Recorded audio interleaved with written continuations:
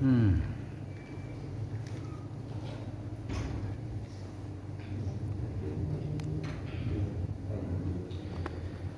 أعوذ بالله من الشيطان الرجيم. بسم الله الرحمن الرحيم. السلام عليكم ورحمة الله وبركاته. Waalaikumsalam. الحمد لله الحمد لله الذي أنعمنا بنعمة الإيمان والإسلام.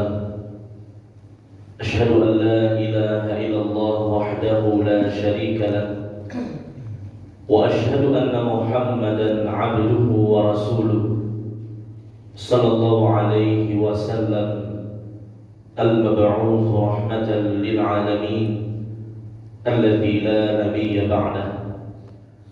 اللهم فصل وسلم وبارك وأنعم على هذا النبي الكريم وعلى آله وصحبه ومن تبعهم بإحسان إلى يوم الدين.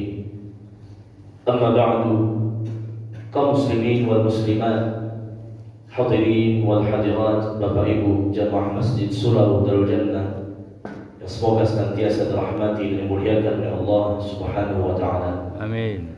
Puji syukur kehadirat Allah Azza wa Jalla. Alhamdulillah, Allah Subhanahu wa taala senantiasa memberikan kepada kita berbagai macam nikmat dan karunia, sehingga pada subuh ini kita berkumpul di rumah Allah Subhanahu wa taala untuk melaksanakan ibadah dan ketaatan kepadanya, serta menghadiri majelis ilmu, mempelajari Al-Qur'anul Karim. Kemudian salawat dan salam kita mohonkan kepada Allah agar disampaikan kepada Nabi kita Nabi Muhammad sallallahu alaihi wasallam.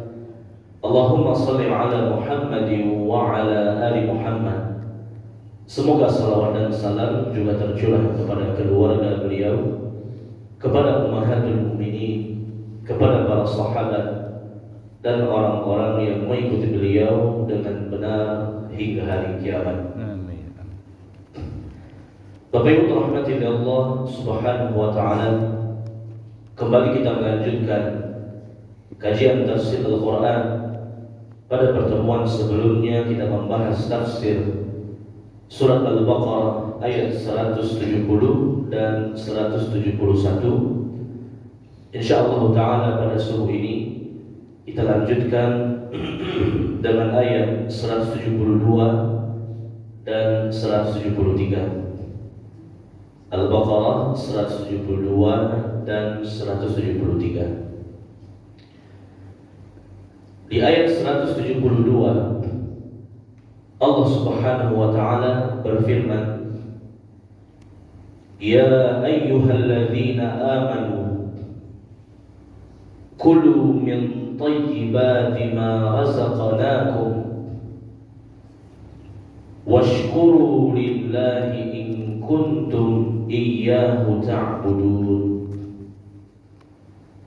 Wahai orang-orang beriman, makanlah rezeki yang baik yang telah kami berikan kepadamu, dan bersyukurlah kepada Allah jika kamu hanya menyembah kepadanya. Ayat ini Bapak Ibu yang dirahmati oleh Allah Subhanahu wa taala, yang pertama merupakan bentuk penegasan. Penegasan maksudnya bagaimana? Di ayat 168 Allah menyebut dengan ya ayyuhan nas, wahai seluruh manusia. Menyeluruh, mau dia beriman, mau kafir, semua dihimbau oleh Allah. Kulu mimma fil ardi halalan thayyibah. Makanlah apa saja yang ada di bumi selagi itu halal dan baik. Di ayat ini lebih mengerucut, lebih spesifik. Ya ayyuhalladzina amanu, wahai orang yang beriman, kulu min thayyibati ma razaqnakum, makanlah apa yang baik yang telah kami rezekikan kepada. Kalau sebelumnya ayuhan nas, seluruh manusia, sekarang hanya ayuhal ladzina amanu, orang-orang yang beriman. Jadi bentuk taukid atau penegasan bahwasanya orang-orang beriman itu harus memiliki sifat wara', berhati-hati. Memang dia harus berhati-hati agar tidak terjatuh, agar tidak memakan, meminum, menikmati sesuatu yang haram. Berusaha dia membersihkan hartanya, mencukupkannya hanya dengan yang halal. Begitulah orang-orang yang beriman, berusaha membersihkan hartanya dan kehidupannya dari yang haram, mencukupkannya dengan yang halal saja.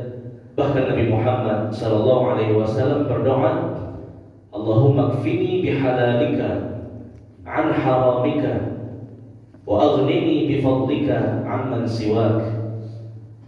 Wahai Allah, cukupkanlah aku dengan yang halal, jangan sampai bersentuhan dengan yang haram. Cukupkanlah aku dengan karuniamu, tidak mengharap kepada selain. Setelah itu kata Allah, washkuru lillah, bersyukurlah kepada Allah.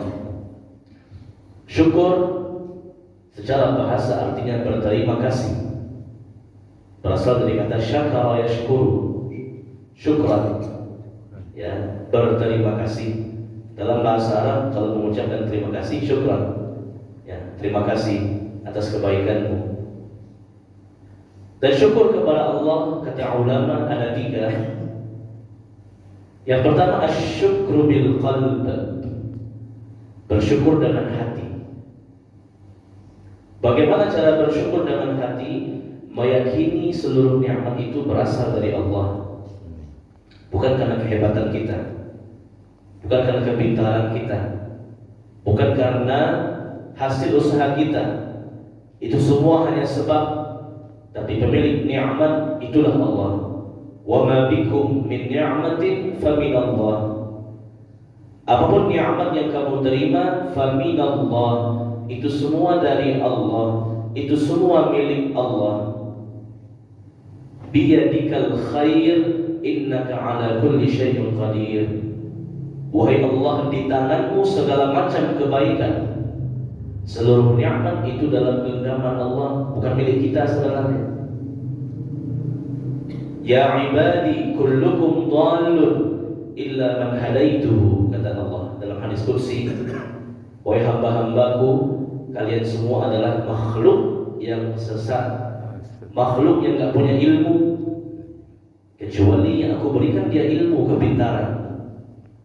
Ya ibadi kullukum jari'un illa man at'amtuh.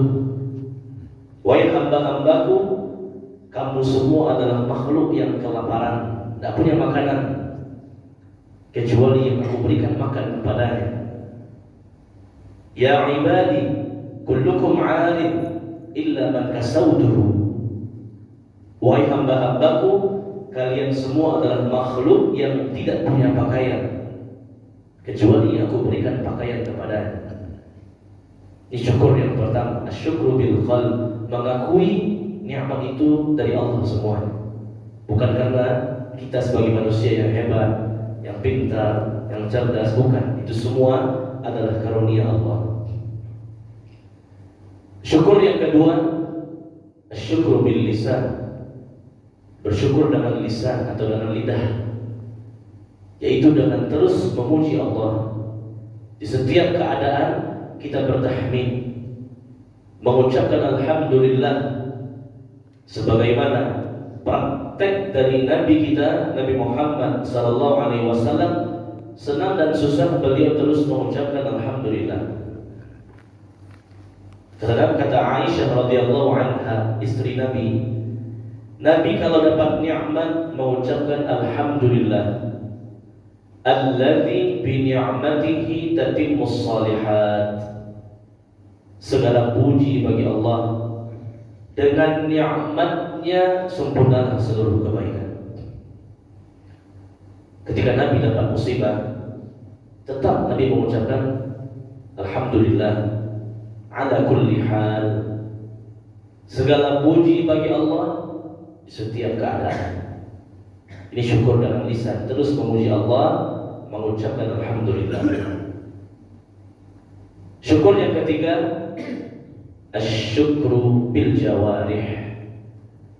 Bersyukur dengan anggota badan, yaitu bagaimana caranya terus meningkatkan kualitas dan kuantitas ibadah kita kepada Allah Subhanahu wa taala. Jangan sampai ketika dapat nikmat dari Allah justru semakin jauh dari Allah.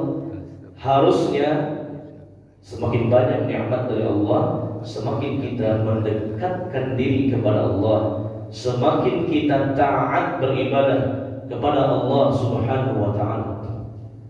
Nabi Daud alaihi salam, Nabi Sulaiman alaihi salam diberikan nikmat yang banyak oleh Allah. Apa kata Allah? I'malu ala Dawud syukra. Wahai Daud sekeluarga, beribadahlah syukra, sebagai bentuk terima kasih, syukur kepada Allah. Wa qalilun min ibadiyasy syakur, karena sedikit di antara hambaku yang mau bersyukur. Nabi Muhammad SAW manusia yang paling banyak dapat nikmat dari Allah. Bagaimana tidak? Yang buka pintu surga itu Nabi Muhammad SAW. Beliau maksum, terjaga dari dosa dan maksiat. Beliau bisa memberikan syafaat di hari kiamat kepada hamba-hamba Allah yang Allah izinkan. Beliau manusia yang paling beriman, yang paling bertakwa, yang paling sempurna akhlaknya. Apakah beliau kendor beribadah? Tidak. Justru dengan nikmat tersebut Nabi semakin semangat beribadah, terutama dalam masalah tahajud. Nabi sangat lama tahajudnya, kaki beliau sampai membengkak. Ditanya oleh Aisyah, "Ya Rasulullah, qad ghafara Allahu dzambaka ma taqaddama wa ma ta'akhkhar." Wahai Rasulullah, untuk apa berpayah-payah, bersulit-sulit dalam beribadah, padahal Allah telah mengampuni dosamu yang telah berlalu maupun yang akan datang. Maka Rasulullah SAW menjawab, "Afala akunu 'abdan syakura." Aku ingin menjadi hamba Allah yang bersyukur. Itu dia makna washkuru lillah. Bersyukurlah kepada Allah dengan tiga hal tadi. Asyukru bil qalb, bersyukur dengan hati, meyakini seluruh nikmat pemiliknya, empunyanya adalah Allah. Kita hanya menerimanya dari Allah. Yang kedua, asyukru bil lisan, bersyukur dengan lisan, terus memuji Allah. Senang susah, sempit lapang, ucapkan alhamdulillah. Syukur yang ketiga, bil jawarih, dengan anggota badan. Semakin banyak nikmat kita terima dari Allah, semakin kita mendekatkan diri kita kepada Allah Subhanahu wa ta'ala dengan banyak beribadah. In kuntum iyyahu ta'budun. Apabila kamu betul-betul menyembah kepada Allah, maka perbanyaklah syukur, cukupkanlah rezekimu, hartamu dari yang halal saja. Bapak Ibu rahmati Allah Subhanahu wa ta'ala. Berikutnya ayat 173. Allah Subhanahu wa ta'ala berfirman, "Innama harrama 'alaikumul maitata wad-dama wa lahmal khinzir wa ma uhilla bihi li ghairillah." Hanya saja yang Allah haramkan atasmu, yaitu bangkai, darah, daging babi, dan apa saja yang disembelih untuk selain Allah. Allah menyebutkan di sini dengan kalimat innama. Innama itu hanya saja, dan hanya saja itu kata para ulama adatul hasri, kalimat yang digunakan untuk memberikan batasan innama, hanya saja. Dan sebagian ulama beristinbat dengan kalimat innama bahwasanya yang haram itu sebenarnya sedikit jumlahnya kalau dibandingkan dengan jumlah yang Allah halalkan. Makanya Allah menyebutkan di sini innama harrama alaikum, hanya saja yang diharamkan untukmu, menunjukkan yang haram itu sebenarnya sedikit. Justru yang banyak itu halal. Tapi terkadang kita sebagai manusia lemah, ya, hawa nafsu mendorong kepada yang buruk, mendapatkan was-was dari syaitan.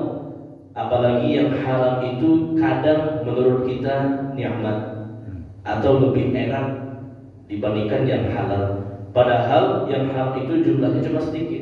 Allah menyebutkan jangan innama, hanya saja, gak banyak-banyak. Apalagi kaidah ulama mengatakan al-aslu fil asya al-hillu wal ibahah. Hukum asal segala sesuatu itu halal sampai datangnya dalil yang mengharamkan. Di antara yang Allah haramkan al-maitah, bangkai. Apa itu bangkai? Hewan yang halal yang mati bukan dengan cara disembelih, itu disebut dengan bangkai. Hewannya halal, seperti hewan ternak, ya, sapi, kerbau, kambing, unta, domba, biri-biri, ayam, tapi meninggalnya bukan dengan cara disembelih, tiba-tiba mati misalkan, tanpa melalui proses penyembelihan yang syar'i, itu bangkai. Meskipun dagingnya halal, nggak boleh dimakan karena dia prosesnya bukan dengan cara disembelih. Hewan yang halal diterkam oleh binatang buas, meninggal hewan itu, mati hewan itu, haram dimakan karena dia bangkai, tidak melalui proses penyembelihan. Hewan yang tertabrak, ada hewan tertabrak, mati hewannya, dagingnya halal sebenarnya tapi mati dengan cara bukan disembelih, bangkai, dilarang untuk dimakan. Atau hewan yang terjatuh dari tempat yang tinggi, jatuh ke bawah, tiba di bawah, mati dia, maka itu juga bangkai. Hewan yang halal tapi matinya bukan dengan cara disembelih, itu disebut dengan al-maitah, bangkai. Dilarang bagi kita untuk memakannya. Kalau ingin memakan yang halal harus melalui al-dzabh, proses penyembelihan yang syar'i, proses penyembelihan yang menyebut nama Allah. Kalau tidak, maka itu bangkai. Dilarang bagi kita untuk memakannya. Kata Nabi sallallahu alaihi wasallam, ada dua bangkai yang halal. Yang pertama bangkai hewan air, hewan yang hidup di air, di laut, di sungai, di danau, itu halal dimakan. Karena emang hewan laut itu nggak perlu disembelih. Yang kedua al-jarad, bangkai belalang. Bangkai hewan air, bangkai belalang boleh. Lain daripada itu tidak boleh. Apalagi hewan darat harus melalui penyembelihan. Yang kedua yang Allah haramkan ad-dam, darah. Darah yang mana? Ad-dam al-masfuh, darah yang memancar. Maksudnya bagaimana? Ketika kita akan menyembelih hewan, pas awal penyembelihan itu darah muncrat, darahnya memancar. Darah yang memancar itu disebut dengan ad-dam al-masfuh, darah yang menembak, memancar. Itu haram. Dan juga najis, kalau kena pakaian kotor, najis, harus dibersihkan. Namun darah yang masih tersisa di daging atau di tulang setelah proses penyembelihan, maka itu halal. Namun darah yang memancar tadi ketika awal kita menyembelih, ketika menyembelih kita motong tiga, saluran cerna, saluran nafas dan pembuluh darah, muncrat darahnya. Itu darah yang haram dan najis. Tapi yang tersisa di daging, di tulangnya, insyaallah taala ma'fu anhu, dimaafkan. Tercampur ketika memasaknya, tidak terlalu bersih dalam membersihkannya, insyaallah taala itu halal. Yang haram ad-dam al-masfuh, darah yang memancar ketika awal proses penyembelihan. Yang ketiga, walahmal khinzir, daging babi. Tapi bukan cuma dagingnya, semuanya, kulitnya, lemaknya, tulangnya, bulunya, semua bagian babi haram. Tapi Allah menyebut di sini daging karena rata-rata orang kafir menikmati dagingnya. Tapi ini bukanlah pembatasan. Semua bagian babi haram. Wa ma uhilla bihi li ghairillah. Yang keempat, apa saja yang disembelih untuk selain Allah, terutama penyembelihan untuk sesajen, penyembelihan untuk jin, penyembelihan untuk setan. Ya, kadang-kadang sebagian orang masih mengamalkan tradisi syirik. Ketika dia beli kendaraan baru, ya, dia darahi kendaraan itu dengan darah ayam misalkan. Dia sembelih ayam, dia darahi kendaraan itu, mungkin motornya atau mobilnya. Dan ayam yang disembelih tadi nanti dia masak, dia makan, tak boleh. Karena dia menyembelih bukan untuk Allah. Dia menyembelih untuk selain Allah atas dasar kesyirikan, supaya tidak kena bala, ya, supaya tidak kecelakaan. Siramlah dulu motornya dengan darah ayam misalkan. Nanti hasil sembelihannya dia masak, dia makan, ini tidak boleh. Karena dia menyembelih untuk selain Allah. Sebagian orang juga meninggikan kuda-kuda rumah, ya, meninggikan kuda-kuda rumah, kemudian dia menyembelih ayam, mungkin dia darahi kuda-kuda itu supaya tidak ada yang mengganggu, ya, nggak ada arwah penunggu dan lain sebagainya, jin-jin, setan, hantu belau. Ya, hasil sembelihannya, hewan yang sudah disembelih nanti dia masak, dia makan. Kadang dia makan pribadi atau dia undang orang lain, ini nggak boleh. Meskipun ayam itu dagingnya halal, tapi karena disembelih untuk selain Allah, maka menjadi haram. Wa ma uhilla bihi li ghairillah, dalam ayat yang lain, wa ma uhilla li ghairillah bih, apapun yang disembelih untuk selain Allah. Atau sebagian orang, ya, ketika dia panen hasil bumi, hasil ladang kebun, dia datang ke sebuah tempat menyembelih untuk nenek moyang penunggu dan lain sebagainya. Dia menyembelih hewan-hewan, dia tinggalkan di sana. Kita nggak boleh ambil, nggak boleh ambil, karena itu disembelih untuk selain Allah, hukumnya haram. Faman yatturra ghayra baghin wala 'adin fala ithma 'alaihi. Siapa saja yang terdesak atau terpaksa, maksudnya bagaimana? Tidak menemukan makanan yang halal, yang dia temukan hanya yang haram. Contoh, seseorang pergi ke hutan, tersesat, gak ada makanan halal yang bisa dimakan. Yang ketemu cuma bangkai atau daging babi atau yang disembelih untuk selain Allah. Dia sudah cari, gak ada lagi yang halal yang bisa dia makan. Nyawanya terancam, kalau gak makan dia bisa mati. Itturra, dalam kondisi terjepit atau terpaksa. Kemudian akhirnya dia makan yang haram tadi. Ghaira baghin wala 'adin, yang penting dia tak suka dengan itu, hanya atas dasar terpaksa. Wala 'adin, dan juga tidak berlebihan, hanya sebatas menyelamatkan nyawanya. Fala ithma 'alaihi, maka dia tidak berdosa. Ini kondisi khusus, ketika terdesak, nyawa terancam, gak ada lagi yang bisa dimakan yang halal, yang cuma ketemu yang haram. Fala ithma 'alaihi, maka dia gak berdosa.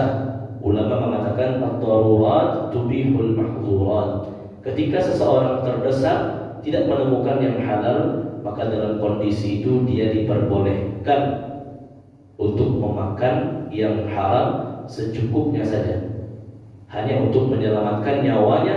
Nggak boleh pula sampai kenyang, apalagi tambah. Ya, dia lagi di hutan, ya, ketemu daging babi yang lain nggak ada lagi. Pas dia masak, dia makan, enak ya, tambahlah. Nggak boleh. Ghayra baghin wala 'adin. Tidak diniatkan, dia tahu itu haram, terpaksa saja. Wala 'adin, dan juga tidak berlebihan, secukupnya. Ad-daruratu tuqaddaru biqadariha, kata para ulama. Sesuatu yang darurat itu pun sekedarnya, tidak berlebihan. Innallaha ghafurur rahim. Sesungguhnya Allah Maha Pengampun lagi Maha Penyayang. Agama Islam agama yang mudah.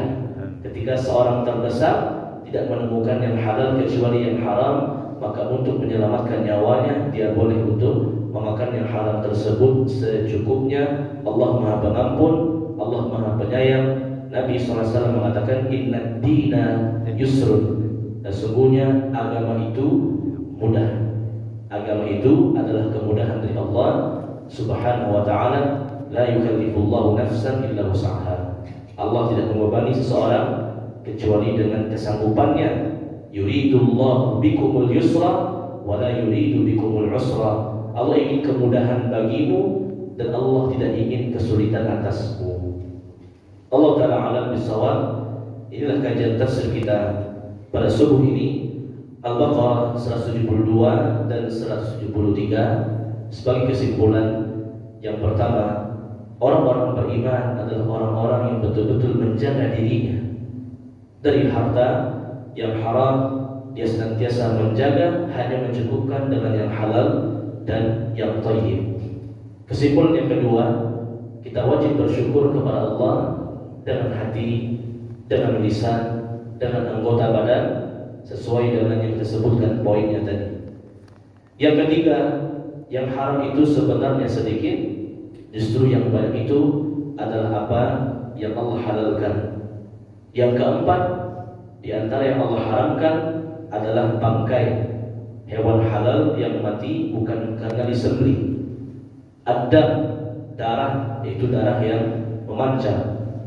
Walahmal khinzir, daging babi, yaitu seluruh bagian dari babi, bukan cuma dagingnya. Wa ma uhilla bihi li ghairillah, apapun yang disembelih untuk selain Allah, seperti sesajen, untuk jin, setan dan lain sebagainya. Pelajaran terakhir, Allah berikan keringanan ketika manusia tidak menjumpai yang halal, boleh dia makan yang haram hanya sekedarnya dan tidak berlebihan dan tidak menambahnya, sesuai dengan kebutuhannya. Silakan antara Bapak Ibu yang bertanya. Ustaz, Silakan. sirik kalau kita membangun tuh ada ayat Quran di fondasi, ayat Yasin ditaruh di atas itu sirik apa sih? Maksudnya dia menyembelih tadi? Tidak, ya ayat Quran ditaruh di atas fondasi pembangunan rumah pertama. Al-Quran. Ya, ayat Yasin lah fondasi. Mau membaca ayat? Tidak, suratnya itu Qurannya itu Diletakkan ya, sana. digantungin, ditanam di fondasi-fondasi. Ya, Al-Quran itu memang keberkahan, kebaikan, tapi menjadi berkah ketika dibaca, bukan secara zatnya atau kaligrafinya. Jadi kita bukan membahas hal haram, tapi ini perkara yang tidak ada manfaatnya. Jadi misalkan dia meletakkan Al-Quran di fondasi atau di kuda-kuda dengan keyakinan ini akan menjadi pelindung. Ini sebenarnya nggak ada manfaatnya. Al-Quran itu bisa menjadi pelindung kalau kita baca. Makanya kalau kita di rumah perbanyak baca Al-Quran. Kalau hanya memajang Al-Quran tidak ada gunanya. Makanya Rasulullah SAW mengatakan, la taj'alu buyutakum maqabir. Jangan jadikan rumahmu bagaikan kuburan, yaitu rumah yang di dalamnya tidak ditegakkan salat dan tidak dibacakan Al-Quran. Kalau berbicara memajang Al-Quran, mungkin semua keluarga muslim punya Al-Quran. Tapi apakah semuanya baca? Enggak. Karena dia simpan aja di lemari, dia letakkan aja di meja, nggak ada dia baca, nggak ada gunanya. Ya, ketika seseorang membangun rumah dan lain sebagainya, kalau ingin rumah itu terlindung, baca Al-Quran. Terutama 2 surat kata Nabi, Al-Baqarah dan Ali Imran. Ya, Iqra'u az-Zahrawain, Al-Baqarah wa Ali Imran. Kata Nabi SAW, bacalah olehmu az-Zahrawain, 2 surat yang bercahaya, Al-Baqarah dan Ali Imran. Apalagi Al-Baqarah, kata Nabi SAW, Iqra'ul Baqarah fa inna qira'ataha barakah wa tarkaha hasrah wa la yastati'uha al-batalah. Siapa yang baca Al-Baqarah itu keberkahan yang besar, meninggalkannya adalah kerugian. Dan siapa yang baca Al-Baqarah tidak bisa diganggu oleh setan, tukang sihir, tukang santet, jin dan lain sebagainya. Jadi kalau ingin rumah terjaga, baca Al-Quran supaya rumah itu terjaga dari syaitan, bercahaya. Ada salah seorang sahabat bernama Usaid bin Hudayr radhiyallahu anhu, selesai sholat subuh dipanggil oleh Nabi. Wahai Usaid, kenapa wahai Nabi? Tadi malam aku melihat rumahmu bercahaya, dikelilingi oleh para malaikat. Apa yang kamu kerjakan? Maka Usaid bin Hudayr mengatakan, wahai Rasulullah, tadi malam aku tidak berbuat apa-apa kecuali aku melaksanakan tahajud kemudian membaca Al-Quran. Maka Nabi mengatakan, itulah sebabnya rumahmu bercahaya dan dijaga oleh para malaikat, karena kamu mengisi rumahmu dengan tahajud dan membaca Al-Quran. Jadi Al-Quran itu bermanfaat kalau dibaca, bukan dengan dipajang tulisan atau kaligrafinya, atau dipajang Al-Qurannya sampai 100 Al-Quran pun di rumah kita, kalau nggak dibaca nggak ada gunanya. Ya, itu manfaat dari Al-Quran ketika dibaca, dipelajari, diamalkan, baru Al-Quran bisa bermanfaat. Kalau jadikan sebagai pajangan atau jimat, tak ada gunanya. Belum masalah syar'inya pun para ulama berbeda pendapat ini boleh atau tidak. Sebagai ulama mengatakan boleh, sebagai ulama mengatakan makruh, tapi secara manfaatnya tidak ada. Manfaat Al-Quran kalau dibaca dan dipelajari serta diamalkan. Ya, Allah Akbar. Silakan. Assalamualaikum warahmatullahi wabarakatuh. Waalaikumsalam warahmatullahi wabarakatuh. Kebiasaan di kampung saya, Ustaz. Kalau orang Islam itu banyak yang makan babi. Sudah tahu, Ustaz ya? Iya, iya. Nah, jadi kalau orang Islam itu mengajak orang untuk salat, dia jawabannya, saya aja masih makan babi. Gimana saya mau melaksanakan sholat gitu kan? Jadi alasannya itu, Ustaz. Jadi bagaimana caranya menghilang paling tidak mengajak dia biarlah dia mungkin makan babi. Iya. Nah, tapi bisa kita ajak dia sholat gitu, Ustaz. Terus jawabannya, gimana saya mau sholat? Saya aja masih makan babi. Yang kedua, Ustaz, karena saya sering pulang, Ustaz. Jadi ada pasti kebiasaan orang kampung itu kan mengajak kita makan di rumah mereka gitu kan, keluarga kita, karena masih banyak keluarga kita yang masih Kristen. Iya, iya. Jadi diajak kita ke kampung gitu kan, makan di rumahnya. Jadi kita tahu itu dia Masaknya. masak, terus nyembeli ayam. Kalau atas nama lain nampaknya nggak ada sama Kristen gitu kan. Nggak ada itu, atas nama ini nggak ada gitu kan. Dia nyembeli aja gitu. Nyembeli aja ya.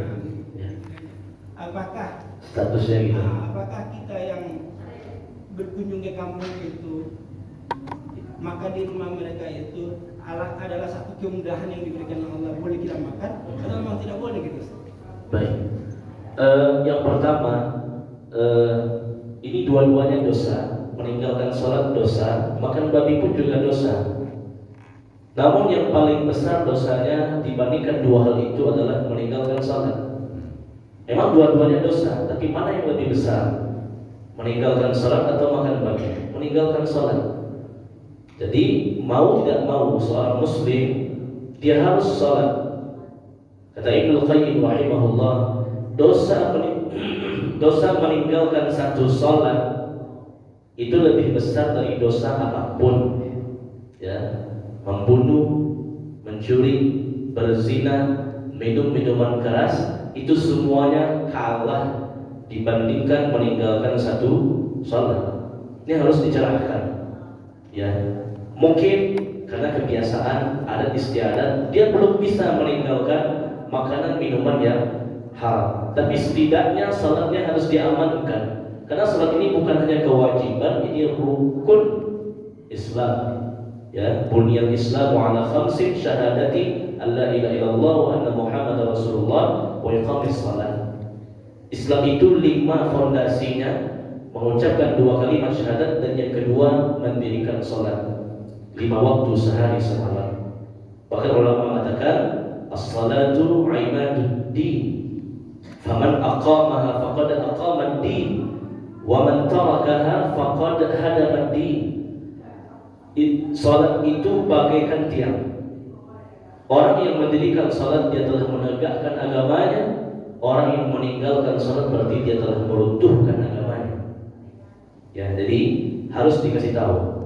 Ya, mungkin makanan yang haram belum bisa ditinggalkan, perlahan-lahan tinggalkan. Tapi yang namanya salat harus dikerjakan. Dan sebelum salat dia harus bersihkan dulu. Karena sesuatu yang haram itu najis. Ya, dia harus bersihkan mulutnya. Dia harus bersihkan tangannya.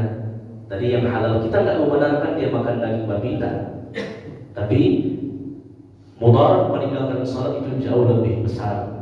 Kalau dia tinggalkan dua-duanya berkali lipat dosanya. Dosa pula meninggalkan salat, dosa pula karena makan yang haram. Minimal dia tidak meninggalkan salat. Ini akan menyelamatkan dia di mata Allah nanti. Yang kedua terkait dengan sembelihan orang kafir, apa hukumnya? Hukum asalnya sembelihan orang kafir itu haram kecuali sembelihan ahli kitab.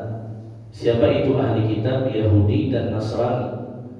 Wa ta'amul ladzina utul kitaba hillul lakum, kata Allah dalam surah Al-Maidah ayat yang kelima.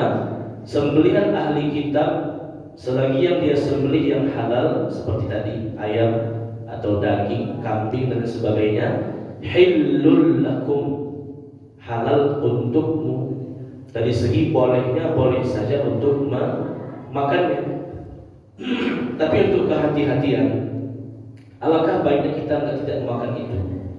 Kita memakan yang lainnya saja, seperti kue-kue atau buah-buahan atau sayur-sayuran, itu lebih selamat. Tapi dari segi boleh saja. Misalkan orang Kristen tadi menyembelih ayam, dia nggak menyebut siapapun, tidak menyebut Yesus, Maria dan sebagainya, tidak tahu. Dia menyembelih saja. Secara Islam itu boleh dia makan. Tapi untuk kehati-hatian, cari makanan yang lain, hidangan yang lain yang bukan dalam bentuk sembelihan, air putih, buah-buahan, ya, dan lain sebagainya. Ya, Allah Akbar. Berapa Ustaz? Silakan Ibu, sebentar Pak. Waalaikumsalam. Sapinya udah mati, tapi dia takut rugi, dia potong-potong, dia jual, kita ikut memakan. Bagaimana tuh akibatnya? Kita tahu. Kita tahu. Kita nggak tahu. Kalau kita sebagai orang yang tak tahu nggak masalah. Tapi kalau kita tahu secara persis, ini orang jual daging bangkai, ya, atau melalui proses bukan dengan cara penyembelihan. Kalau kita tahu, kita nggak boleh makan. Tapi kalau kita nggak tahu, insya Allah itu diperbolehkan. Apalagi zaman sekarang banyak daging-daging pabrikan. Kita nggak tahu. Kita hanya bisa berhusnuzon. Kalau dia seorang muslim, mudah-mudahan disembelih dengan cara yang halal. Tapi kalau kita tahu, maka kita tak boleh untuk menikmatinya, untuk memakannya. Ya, Allah Akbar. Assalamualaikum warahmatullahi wabarakatuh. Waalaikumsalam. Kembali ke Al-Baqarah 172 tadi Pak Ustaz. Iya, Pak. Pertama kan ya ayyuhalladzina amanu qulu min thayyibat. Terus ujung-ujungnya ibadullah gitu kan. Apa hubungannya itu makan dengan bagaimana menceritakannya? Makan ujung-ujungnya ibadah gitu. Itu bagaimana? Yang kedua, kadang-kadang Al-Quran tuh syukur itu disandingkan dengan kafir gitu.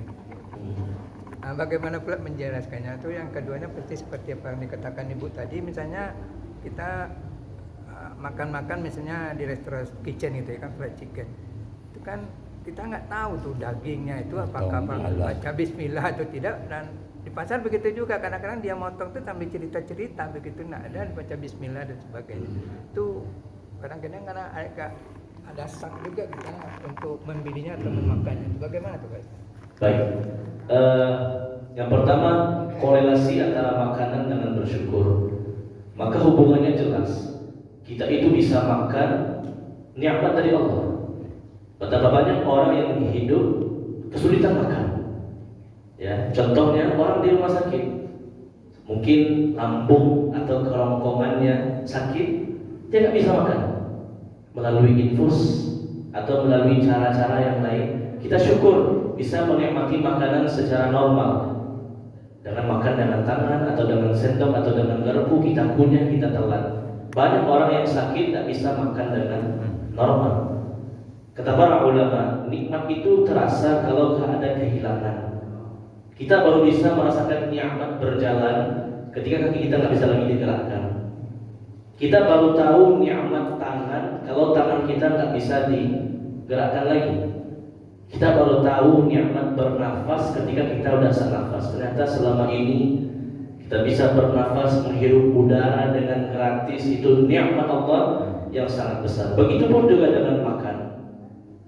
Kita ini kadang anggap sepele, kadang nggak bersyukur dengan makanan yang ada. Kalau makanan itu nggak enak dicela, kadang seperti itu. Padahal kita bisa makan saja, itu sudah nikmat yang sangat besar dari Allah Subhanahu Wa Taala. Makanya Nabi itu sangat menghargai makanan. Kalau Nabi suka makanan, Nabi makan. Kalau Nabi nggak suka, Nabi tinggalkan saja tanpa mencelanya. Ini makanannya kok nggak enak ya, kurang ini, kurang itu, enggak. Ya, karena itu syukur kepada Allah, bisa makan itu nikmat yang sangat besar. Begitu juga hubungannya dengan makan, kita bisa semangat beribadah. Ya, makanya puasa itu cuma 1 bulan dari 12 Ramadan. Kalau semua bulan kita puasa nggak sanggup. Ya, karena makan itu kata Nabi, yuqimna sulbahu, bisa menegakkan sulbi, menegakkan tulang punggung. Kalau kita capek nanti ingin semangat lagi, makan. Ingin kerja lagi, makan. Dan makan itu menguatkan kita dalam beraktivitas, dalam beribadah kepada Allah Subhanahu Wa Taala. Apalagi kalau diniatkan ibadah.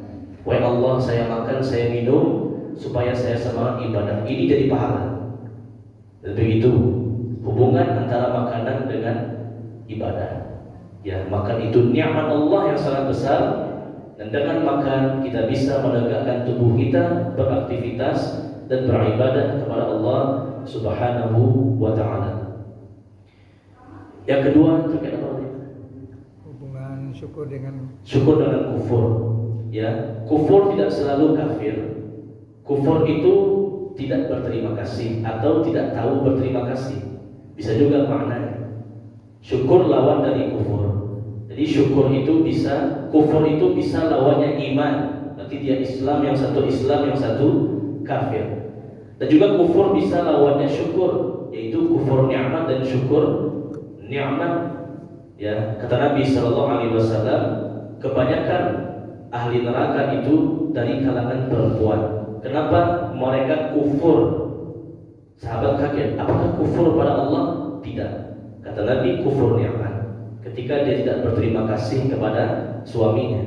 Jadi kufur itu bisa maknanya kufur nikmat. Tidak selalu kufur itu orang murtad keluar dari Islam, tak. Tapi juga bisa maknanya mengingkari nikmat Allah, menyombongkan diri seperti Qarun. Ya, inna ma utituhu ala ilmin indi. Ini semua hartaku karena kepintaranku. Karena kehebatanku. Ini kufur juga. Ya, tapi bukan kufur keluar dari Islam, tapi kufur nikmat. Jadi kufur bisa lawannya Islam, Islam dan kafir bisa lawannya kufur dan syukur. Yang satu yang ingkar nikmat, kufur nikmat, yang satu syukur nikmat. Yang ketiga, bagaimana dengan hewan yang disembelih atau daging? Kalau yang menyembelihnya muslim, insya Allah ada keringanan. Meskipun ada perbedaan mazhab atau pendapat dalam masalah ini, tapi kalau yang menyembelihnya muslim, dia baca bismillah atau tidak dari segi halal, insya Allah halal. Kenapa demikian? Waktu itu ada sahabat Nabi menerima daging sembelihan dari orang Arab Badui. Orang Arab Badui, orang Arab pedalaman yang baru masuk Islam. Kemudian dibawakan ke Nabi, wahai Nabi, ini daging dari orang Arab Badui, kami makan atau tidak? Sedangkan kami nggak tahu dia baca bismillah atau tidak. Maka Nabi SAW mengatakan, kuluhu wasamullah, makanlah dan kamulah yang menyebut nama Allah. Ya, jadi nggak apa-apa. Selagi kita tahu yang menyembelihnya Muslim, seperti belanja di pasar dan lain sebagainya, kadang sambil mau tanya, sambil berbicara, yang beli dan 2-3 ayat dia sembelih, insya Allah boleh, karena dia Muslim. Ya, kalau dia Muslim, maka boleh dia dagingnya untuk kita makan. Dia lupa baca bismillah atau dia sengaja nggak baca bismillah, insya Allah Ta'ala ini insya Allah ada keringanan, boleh, karena yang menyembelihnya adalah seorang yang Muslim. Ya, Allah a'lam bishawab. Ya, silakan.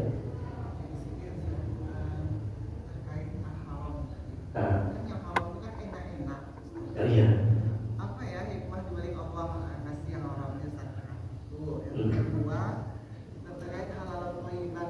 Kadang kita orang mau atau bantuan, ternyata itu dia halal memang, sembako, beras dan sebagainya, tapi dengan cara yang haram, hasil korupsi misalnya. Dan kita tahu itu misalnya. Itu bagaimana tuh menerima? Atau kita terima tapi dengan salah coblos dia gitu kan? Itu kan gitu, dia halal tapi dengan cara yang tidak baik. Apakah itu halal thayyiban juga atau gimana? Ketiga, sekarang ada di saat trending viral di saat makanan-makanan kekinian. Kalau tadi saya bilang haram itu bangke. Iya. Terus sekarang tuh ada makanan, kecuali makanan laut. Terus sekarang kalau makanan laut yang hidup kita makan kayak udang itu kocok-kocok dikasih bumbu itu kalau masih melompek-lompek di dalam modal itu gimana? Kalau masak untuk orang yang Baik. Aduh, yang pertama apa tadi? Hikmah haram. Ya, haram itu memang nikmat. Kata Nabi SAW, neraka itu dikelilingi dengan hal-hal yang nikmat. Orang masuk neraka pasti pekerjaannya yang nikmat-nikmat saja, menurut syahwat, ya, berzina, minum minuman keras dan lain sebagainya. Dan surga, kata Nabi, dikelilingi oleh sesuatu yang tidak disukai. Karena ibadah itu manusia sebenarnya tidak suka, karena itu merupakan beban. Dan juga Rasulullah SAW mengatakan, ad-dunya sijnul mu'min wa jannatul kafir. Dunia itu penjara bagi orang beriman dan surga bagi orang kafir.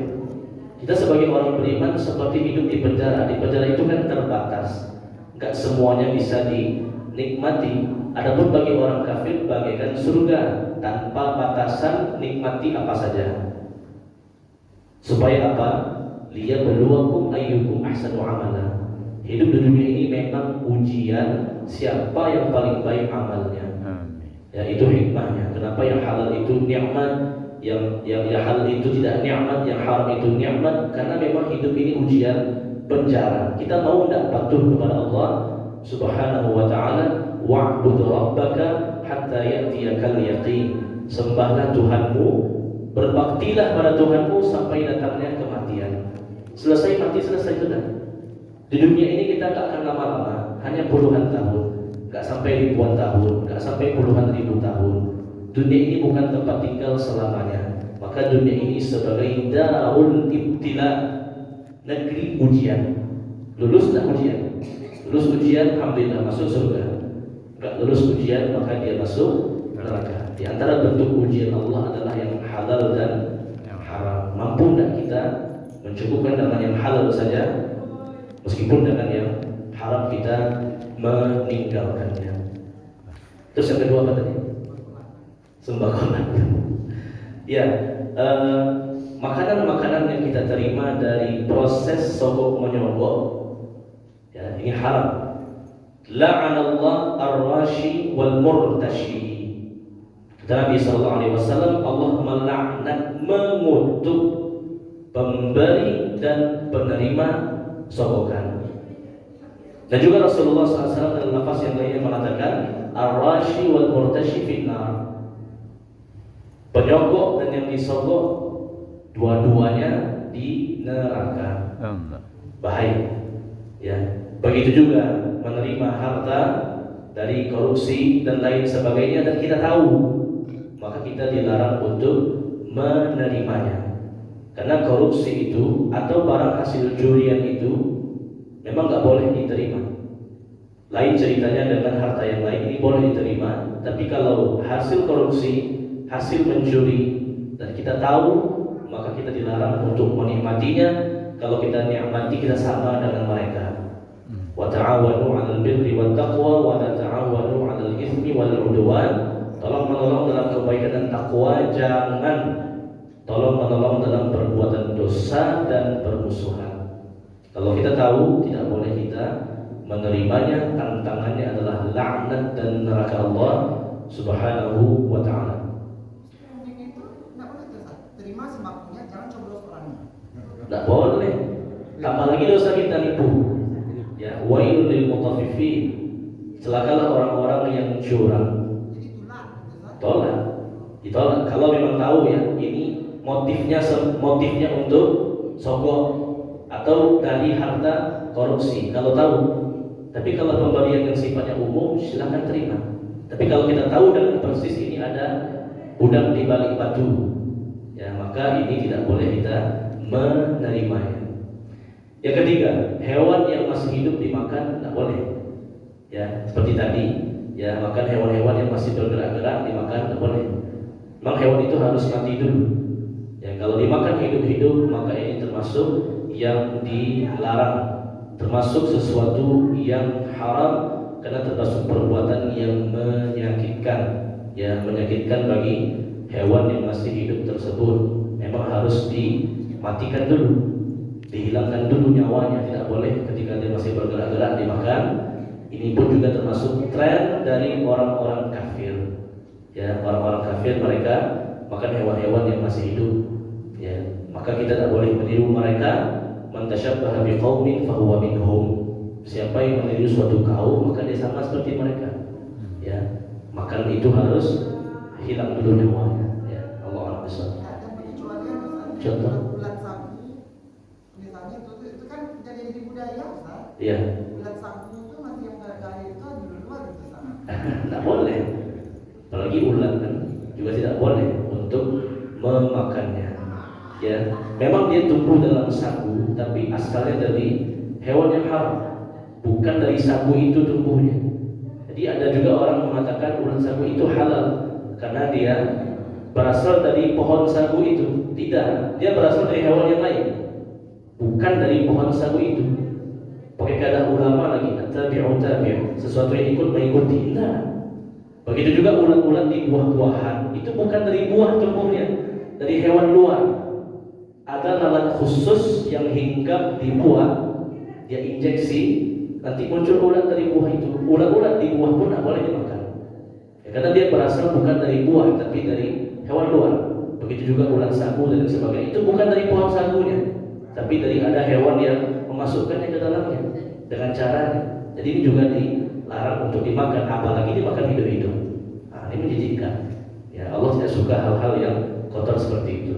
Ya, Allah Akbar. Ya. Pas. Pas.